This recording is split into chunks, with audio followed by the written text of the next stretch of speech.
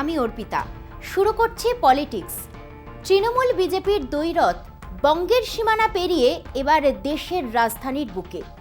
Delhi cricket প্রশাসনের গদির লড়াইয়ে সম্মুখ সমরে পদ্ম শিবিরের রোহন জেটলি ও বাংলা থেকে নির্বাচিত লোকসভার সদস্য বিহারী বাবু কীর্তি আজাদ।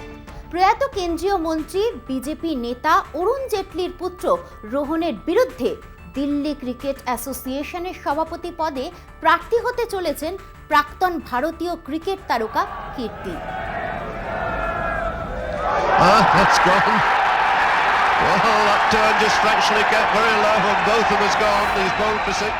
প্রথম বিশ্বকাপ জয়ী ভারতীয় ক্রিকেট দলের সদস্য কীর্তি আজাদ রাজনীতিতে পুরনো মুখ। ক্রিকেট থেকে অবসর নিয়ে কংগ্রেসে যোগ দিয়ে তাঁর রাজনীতিতে প্রবেশ। পরবর্তীতে বিজেপি সাংসদ কীর্তি বর্তমানে পশ্চিমবঙ্গের বর্ধমান দুর্গাপুর কেন্দ্রের তৃণমূল সদস্য। বিহারের মানুষ কিন্তু স্থায়ীভাবে বসবাস দিল্লিতে। রাজনৈতিক ভাগ্যান্বেষণের সাফল্যের জের টেনে এবার দিল্লি ক্রিকেট প্রশাসকের কুর্সির লড়াইতে নামতে চলেছেন তিনি।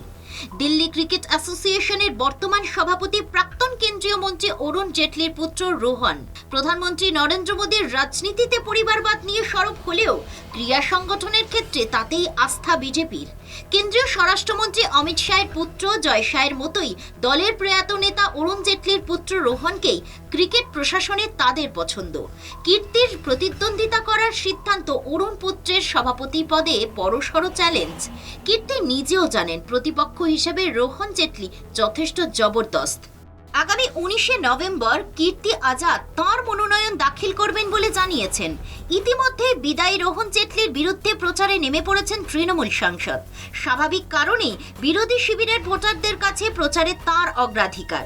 দিল্লি ক্রিকেট অ্যাসোসিয়েশনের শীর্ষপদ পেলে এই কেন্দ্রশাসিত অঞ্চলের ক্রিকেটের উন্নয়নে কি করবেন তা নিয়ে ইতিমধ্যে ঘরোয়া স্তরে প্রচার শুরু করেছেন। তাঁর লক্ষ্য প্রকৃত দিল্লিবাসীর প্রতিভা অন্বেষণ।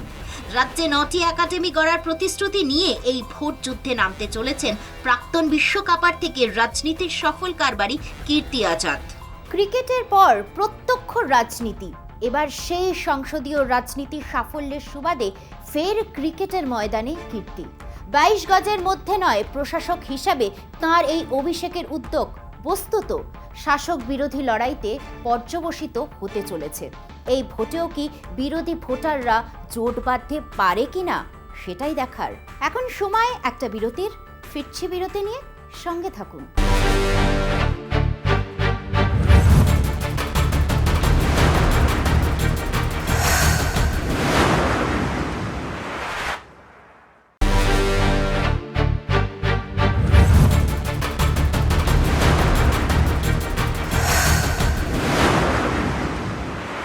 ফের অশান্ত মণিপুর। সোমবার দুপুরে আধা সামরিক বাহিনীর সঙ্গে এনকাউন্টারে নিহত 11 জন কুকি যুবক। প্রশাসনের দাবি নিহতরা সকলেই নিষিদ্ধ উগ্রপন্থী সংগঠন কুকি ন্যাশনাল আর্মির সদস্য। তবে কুকি সংগঠনগুলির পাল্টা দাবি, গ্রাম পাহারায় নিযুক্ত নিরপরাধ যুবকদের ভুয়ো এনকাউন্টার দেখিয়ে খুন করা হয়েছে। এত বড় ঘটনার পরও চুপ মণিপুর সরকার, নীরব প্রধানমন্ত্রী নরেন্দ্র মোদী, কেন্দ্রীয় স্বরাষ্ট্রমন্ত্রী অমিত শাহ। বিরোধীদের প্রশ্ন, মণিপুরের এই মৃত্যু মিছিল থামবে কবে? মণিপুর নিয়ে মোদী শাহের নীরবতা ভঙ্গ কবে হবে? গত সপ্তাহের বৃহস্পতিবার রাতে জিরিরাম জেলায় এক মার উপজাতিভুক্ত মহিলা গণধর্ষণের শিকার হন। এখানেই শেষ নয়, এরপর ওই মহিলাকে জীবন্ত পুড়িয়ে মারা হয়। তার রেশ কাটতে না কাটতে শনিবার বিষ্ণুপুর জেলায় মেইতেই গোষ্ঠীর এক কৃষিজীবী মহিলাকে গুলি করে হত্যা করা হয়। এই দুই ঘটনা ঘিরে বিভিন্ন জেলা উত্তাল হয়ে ওঠে। রবিবার ইম্ফলে উগ্রপন্থীদের গুলিতে গুরুতর জখম হন এক নিরাপত্তা কর্মী। ইম্ফলে গুলিবিদ্ধ হন এক চিকিৎসক। সোমবার ঘটে যায় আরও বড় ঘটনা। জিরিরাম জেলার বরব্রেকা থানা এলাকায় সিআরপিএফ এর গুলিতে প্রাণ হারান 11 জন কুকি যুবক। রাজ্য পুলিশ বিবৃতি দিয়ে জানায়, সোমবার দুপুরে জাকুড়া ধরে উগ্রপন্থীদের সঙ্গে কেন্দ্রীয় বাহিনীর গুলির লড়াই চলে ঘণ্টাখানেক ধরে। তাতেই 11 জন উগ্রপন্থী নিহত হয়। সংঘর্ষে জখম হন সিআরপিএফ এর এক জওয়ান। নিহতদের হেফাজত থেকে বহু গোলাবারুদ, অস্ত্রশস্ত্র পাওয়া গিয়েছে। যদিও স্থানীয় বাসিন্দারা রাজ্য প্রশাসনের বক্তব্য মানতে নারাজ। তারা জানাচ্ছেন কোনো গুলিগোলার শব্দ শোনা যায়নি। সন্ধ্যায় সরকারপন্থী একাধিক মিডিয়া এই সংঘর্ষের ভিডিও সম্প্রচার করে। তাতে দেখা যায় খোলা মাঠে কতগুলি দেহ পড়ে রয়েছে। কুকিদের সংগঠন কুকিজো কাউন্সিলের দাবি, ভুয়ো এনকাউন্টারে 11 জন নিরপরাধ গ্রামবাসীকে গুলি করে মারা হয়েছে। নিহত যুবকরা গ্রাম পাহারার কাজে ব্যস্ত ছিলেন। এই ঘটনার প্রতিবাদে মঙ্গলবার রাজ্যে 12 ঘন্টার বন্ধ পালন করছে কুকিরা। কুকিদের দাবি, বন্ধ সর্বাত্মক। গত প্রায় 1.5 বছর ধরে উত্তর পূর্বের এই রাজ্যে আগুন জ্বলছে। মেইতেই এবং কুকিদের মধ্যে সংঘর্ষ হয়েই চলেছে। বিজেপির হাতে থাকা মণিপুর রাজ্য প্রশাসনের কোনো হেলদোল নেই।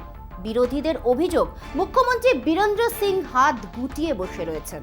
মুখে কুলুপ প্রধানমন্ত্রী এবং কেন্দ্রীয় স্বরাষ্ট্রমন্ত্রীর। অমিত শাহ সেই কবে একবার ইম্ফলে গিয়ে দায় সেরেছেন। প্রধানমন্ত্রীর আজ পর্যন্ত উপদ্রুত মণিপুরে যাওয়ার সময় হয়নি। লোকসভার বিরোধী নেতা রাহুল গান্ধী মণিপুরে ছুটে গিয়েছেন। তৃণমূলের এক প্রতিনিধি দলও মণিপুরে গিয়েছেন, কিন্তু মণিপুরে গিয়ে উঠতে পারেননি প্রধানমন্ত্রী। তার জন্য সংসদের ভেতরে এবং বাইরে তাকে সমালোচনার মুখোমুখি হতে হয়। তাতে অবশ্য মোদির কিছু যায় আসেনি। এই আবহে বিরোধীদের একটাই প্রশ্ন, মণিপুরের এই আগুন কবে নিভবে? কবে মোদি শাহ এই আগুন নেভানোর ব্যাপারে সক্রিয় হবেন? এখন সময় আরও একটা বিরতির। ফিরছি বিরতি নিয়ে, সঙ্গে থাকুন।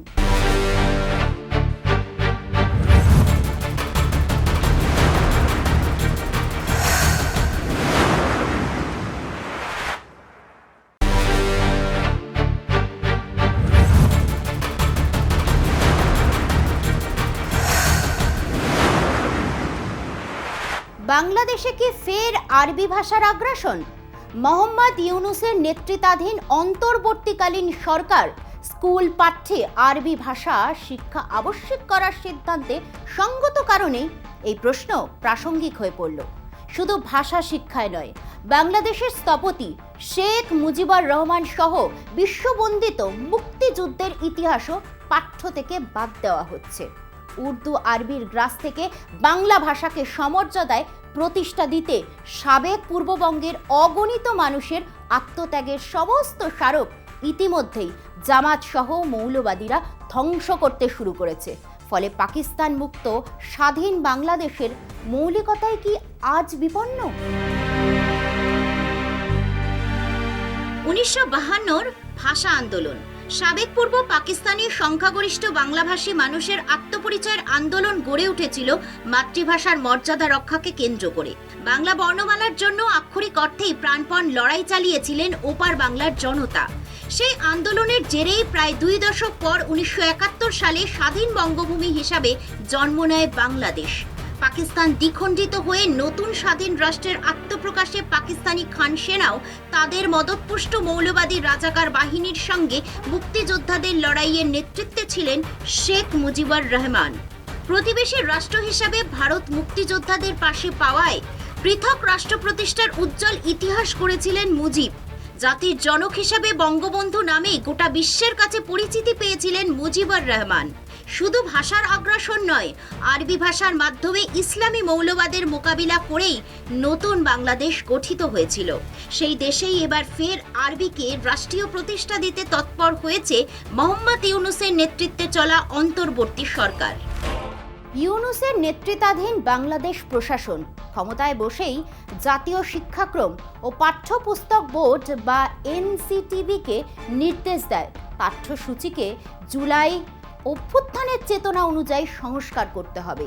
সেই অনুসারে আলিম ওমলাদের পরামর্শ মেনে মাধ্যমিক স্তরে আরবি ভাষাকে বিষয় হিসাবে অন্তর্ভুক্ত করা হচ্ছে। মুজিবুর রহমান ও তার সমর্থকদের লেখা বাদ দেওয়া হচ্ছে। প্রশাসকদের মতে ফ্যাসিবাদের অনুগামীদের লেখা সিলেবাসে বাদ দেওয়ার নামে বাংলার ভাষা আন্দোলন থেকে মুক্তিযুদ্ধ একে একে সবটাই মুছে ফেলার চেষ্টা চলছে। আরবি চালুর সঙ্গে সঙ্গে ইতিহাসও বদলে দিতে চলেছে ওই অন্তর্বর্তীকালীন সরকার। তাই ভাষা আন্দোলন নিয়ে মুজিবুর রহমানের লেখা 52 দিনগুলি স্কুল পাঠ্য থেকে বাদ দেওয়ার সিদ্ধান্ত নিয়েছে। গত জুলাই মাস থেকে কোটা বিরোধী আন্দোলন আপাতভাবে শাসক আওয়ামী লীগ বিরোধী ছাত্রদের কর্মসূচি হলেও তার হ্রাস ক্রমে জামাত ও খালেদা জিয়ার বিএনপির হাতে চলে যায়। প্রধানমন্ত্রী তথা লীগ সুপ্রিমো শেখ হাসিনার ইস্তফার দাবিতে আন্দোলন হিংসাত্মক আকার নেয়। দেশময় ছড়িয়ে পড়া সেই সব আন্দোলনে পুলিশ জনতার সংঘাতে সহস্রাধিক প্রাণহানি ঘটে। হাসিনা ভারতের রাজনৈতিক আশ্রয় নিয়ে প্রাণ রক্ষা করেন, তাকে গণহত্যার অভিযোগে অভিযুক্ত করে হেফাজতে নিয়ে বিচারে উদ্যোগ যেমন ইউনূস সরকার নিয়েছে, তেমনি দেশের মুক্তিযুদ্ধ মুজিবুর রহমানের অবদান মুছে ফেলতে ব্যগ্র হয়ে উঠেছে, যার সর্বশেষ দৃষ্টান্ত সাবেক পূর্ব পাকিস্তানের আদলে আরবি ভাষাকে স্কুল পাঠ্যে ফেরাতে তৎপর হয়েছে এই সরকার। হাসিনা উত্তর বাংলাদেশ ভারত বিদ্বেষের চারণভূমি হয়ে উঠেছে। তাই মুক্তিযুদ্ধকে কেন্দ্র করে ৭০ দশক থেকে দুই প্রতিবেশী রাষ্ট্রের মধ্যে গড়ে ওঠা সুসম্পর্ক বর্তমান প্রশাসনের অংশীদারদের একাংশের কাছে পথের কাঁটা। তারাই মৌলবাদী রাষ্ট্র গঠনের প্রেক্ষাপট তৈরি করতে আরবি ভাষার প্রচলন ও ১৯৫২ থেকে ১৯৭১-এর মধ্যবর্তীকালের ইতিহাস মুছে ফেলার উদ্যোগ নেওয়া হয়েছে। পলিটিক্স আজ এই পর্যন্তই। দেখতে থাকুন কলকাতা টিভি, রাত দিন ৭ দিন।